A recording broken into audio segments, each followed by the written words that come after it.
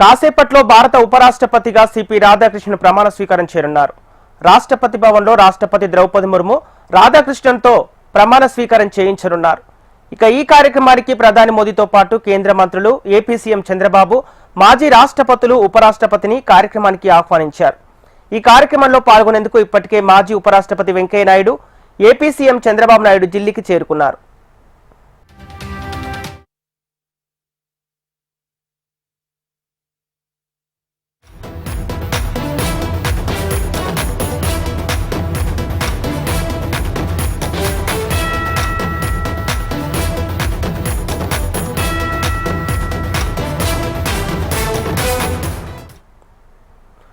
దీనికి సంబంధించిన పూర్తి డీటెయిల్స్ మా ఢిల్లీ ప్రతినిధి ఆర్కే అందిస్తారు. ఆర్కే,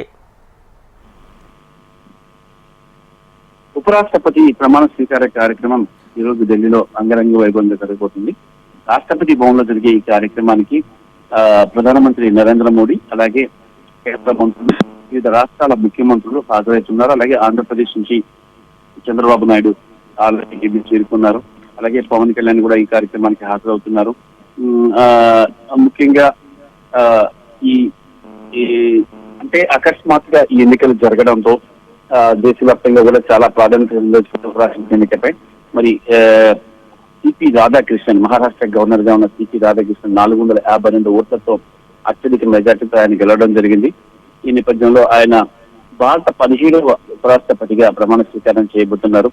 రాష్ట్రపతి ద్రౌపది ముర్ము రాధాకృష్ణన్తో ప్రమాణ స్వీకారం చేయిస్తారు. ఈ మేరకు ఇప్పటికే ప్రభుత్వ, పార్లమెంట్ రెండు సభల ప్రతిపక్ష నేతలకు కూడా ఆహ్వానం అందింది.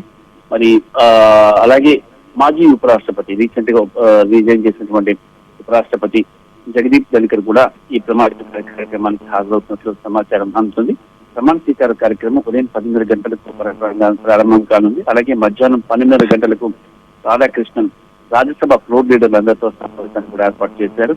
ఈ మేరకు ఇప్పటికే ఎంపీలందరూ కూడా, వివిధ పార్టీల ఎంపీలందరూ కూడా Delhi చేరుకుంటున్నారు.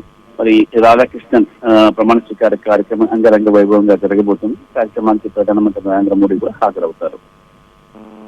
Okay, right, thank you RK.